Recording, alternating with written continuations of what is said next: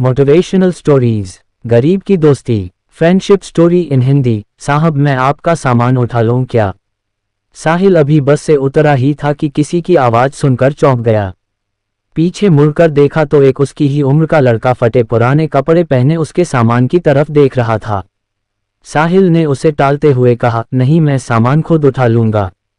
ये सुनकर वह लड़का थोड़ा सा निराश हो गया और बोला, साहब कुछ भी दे दीजिएगा, बहुत मजबूर हूं, कुछ खाने का इंतजाम हो जाएगा। साहिल झुंझलाकर उसकी ओर देख रहा था। उस लड़के की आंखों में उसे आंसू नजर आ रहे थे। फिर उसने गौर से उसे देखा तो समझ में आया ये तो उसके बचपन का दोस्त राहुल है। इस हाल में साहिल ने उससे कहा, पहले मेरे साथ चलो। वह उसे पास के एक ढाबे पर ले गया। क्या खाओगे? साहिल के पूछने पर लड़के ने कहा, नहीं साहब, अगर आप सामान उठवाओगे तो ही मैं कुछ लूंगा। साहिल हंसते हुए बोला, हाँ मैं जानता हूं तुम बहुत खुददार हो, किसी की मदद नहीं लोगे। सामान बाद में उठा लेना, पहले कुछ खा लो। बैठो मैं अभी आया। लड़का डरते डरते सामने पड़ी मेज कुर्सी पर बैठ गया। साहिल कुछ देर में आकर उसके सामने वाली कुर्सी पर बैठ जाता है।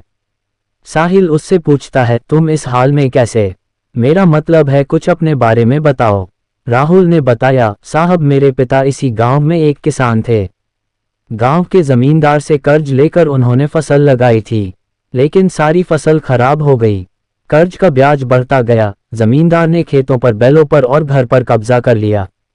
पिताजी ये सब बर्दाश्त न कर सके और फांसी लगा ली। मैं तब छोटा था, कुछ दिन बाद माँ भी चल बसी। स्कूल जाना तो दूर, गांव में कोई काम न मिला, भूखे मरने लगा। तब से जो भी काम मिलता है वह कर लेता हूँ। दोपहर को बस के आने पर कोई सवारी सामान उठवा लेती है तो खाने का जुगाड़ हो जाता है। तभी खाना आ गया। खाना देखकर राहुल बोला, साहब ये तो बहुत महंगा होगा, मेरी मजदूरी तो बस 10 रुपये बनती है, ये सब मैं कैसे चुका पाऊंगा? साहिल हंसते हुए बोला, अभी मैं आया हूँ, वापस भी जाऊंगा, तब मेरी सामान उठा लेना। साहिल उसे जानबूझकर अपनी पहचान नहीं बता रहा था। उसे पता था अगर उसने ऐसा किया तो राहुल उससे मदद नहीं लेगा। राहुल बहुत भूखा था, वह जल्दी जल्दी खाना खाने लगा। इधर साहिल कुछ देर के लिए पुराने दिनों में खो गया। उस समय दोनों एक ही स्कूल में पढ़ते थे, दोनों साथ खेलते थे। राहुल पढ़ने में बहुत तेज था, उसमें और साहिल में हमेशा फर्स्ट आने की होड़ लगी रहती थी। साहिल के पिता उसी स्कूल में अध्यापक थे। साहिल के पिता का ट्रांसफर हो गया तो साहिल स्कूल छोड़कर शहर चला गया। आज वह कॉलेज में पढ़ता है। छुट्टियों में गांव के पुराने दोस्तों से मिलने चला आया। वैसे उसके चाचा भी इसी गांव में रहते हैं। साहिल को यह उम्मीद बिल्कुल नहीं थी कि उसका दोस्त उसे इस हाल में मिलेगा। साहिल अपने ही ख्यालों में खोया हुआ था, तभी राहुल ने उसे कहा, साहब मेरा खाना हो गया, चलिए आपका सामान उठा लेता हूँ। साहिल ने जवाब दिया, अभी चलते हैं, बैठो और कुछ अपने बारे में बताओ। अब कहाँ रहते हो और आगे क्या करोगे? राहुल ने जवाब दिया, साहब क्या करोगे मेरे बारे में जानकर? मेरे जैसे लोग ऐसे ही सड़क पर मजदूरी करते रहते हैं और एक दिन ऐसे ही मर जाते हैं। एक समय था, हमारे पास भी सब कुछ था, वो जो सामने आप स्कूल देख रहे हैं, मैं वहां पढ़ा करता था। साहिल बोला, अब पढ़ने का मन नहीं करता। राहुल बोला, साहब माता पिता का साया क्या होता है ये उनके जाने के बाद पता लगता है। मेरे पिता मुझे सरकारी अफसर बनाना चाहते थे। साहिल उसकी बातें गौर से सुन रहा था। राहुल को एक पल के लिए भी यह एहसास नहीं हुआ कि यह तो उसका बिछुड़ा हुआ दोस्त है, क्योंकि साहिल के नयन नक्श से लेकर उसका पहनावा सब बदल चुका था। राहुल ने पूछा, साहब आप यहाँ किसके घर आए हैं? साहिल ने अपनी पहचान छिपाते हुए कहा, नहीं बस ऐसे ही गांव घूमने आया था। यहाँ कोई होटल मिल जाएगा रुकने के लिए? हाँ साहब, बस स्टैंड के पीछे ही एक होटल है, आपके शहर जैसा तो नहीं पर ठीक ठाक है, मैं आपको वहीं ले चलता हूँ। राहुल बोला। साहिल ने हाँ में सर हिलाया। राहुल सामान लेकर आगे आगे और साहिल उसके पीछे पीछे चलने लगा। कुछ ही देर में वे होटल में पहुंच गए। साहिल ने एक कमरा लिया। राहुल उससे कहने लगा, साहब मैं चलता हूं, जब आपको जाना हो बता देना, मैं आपका सामान लेने आ जाऊंगा। साहिल बोला, अरे रुको, ये कमरा मैंने 2 लोगों के लिए लिया है, तुम मेरे साथ रहोगे? राहुल बोला, नहीं साहब, कहाँ मैं और कहाँ आप, वैसे भी मैं तो कहीं भी सो जाता हूँ। मेरा बिस्तर एक पेड़ के ऊपर रखा होता है, वहीं पेड़ के नीचे चबूतरे पर सो जाता हूँ, मुझे जाने दो साहब। साहिल बोला, मुझे तुमसे बहुत सी बातें करनी है, जब तक मैं यहाँ हूँ तुम मेरे साथ रहोगे? मैं यहाँ किसी को जानता नहीं हूँ। तुम मुझे पूरा गांव घुमाओगे। राहुल कुछ नहीं बोला। कमरे में सामान रखने के बाद साहिल राहुल को लेकर एक कपड़े की दुकान पर पहुंचा।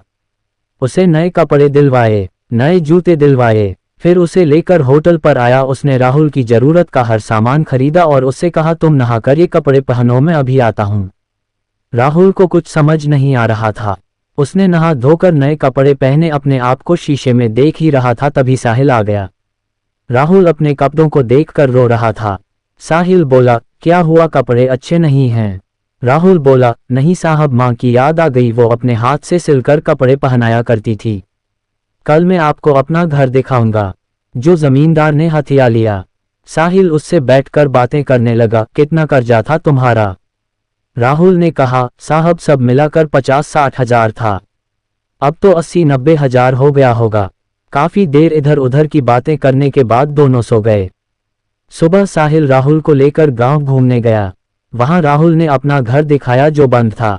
फिर वह उस पेड़ के नीचे ले गया जहां कल तक वह सोता था। राहुल बोला, साहब ये पेड़ ही मेरे माँ बाप है, मैं यहीं सोता हूँ। साहिल बोला, राहुल मैंने तुमसे झूठ बोला था, मैं गांव घूमने नहीं सिर्फ तुमसे मिलने आया था। ये सुनकर राहुल चौंक गया। साहिल ने बताया, मैं तुम्हारे बचपन का दोस्त साहिल हूँ। ये सुनकर राहुल गौर से साहिल के चेहरे को देखने लगा। उसे अब उसमें अपना दोस्त नजर आने लगा। उसकी आंखों से टप टप आंसू बह रहे थे। साहब आप, वह कुछ बोलता इससे पहले साहिल ने कहा, साहब नहीं, साहिल तुम्हारा दोस्त। राहुल कुछ बोल न सका। वह बस एकटक साहिल को देखे जा रहा था। उसके अंदर का सैलाब अब उमड़ने लगा था। इतने सालों का दर्द उसकी आंखों से बह रहा था। आज उसका कोई अपना उससे मिलने आया। इस बात पर अभी भी उसे विश्वास नहीं हो रहा था।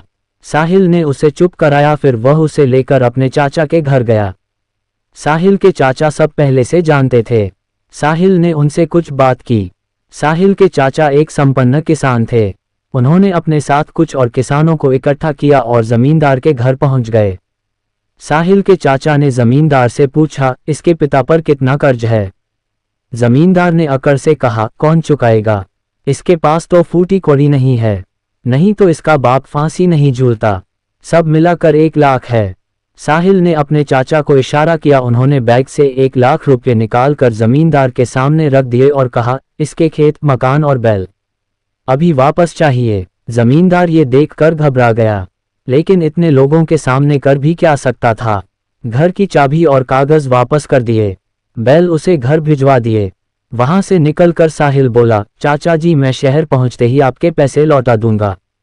चाचा जी ने कहा, कोई बात नहीं बेटा, तुम बहुत नेक काम कर रहे हो। फिर उन्होंने और किसानों के सामने राहुल से बोला, बेटा तुम्हें तुम्हारा सब कुछ वापस मिल गया, अब अपने खेतों पर खेती करो, हम सारे किसान तुम्हारा साथ देंगे। ये सुनकर सब किसान तैयार हो गए। हाँ बेटा, अब वो जमींदार तुम्हारी तरफ आंख भी नहीं उठा सकेगा।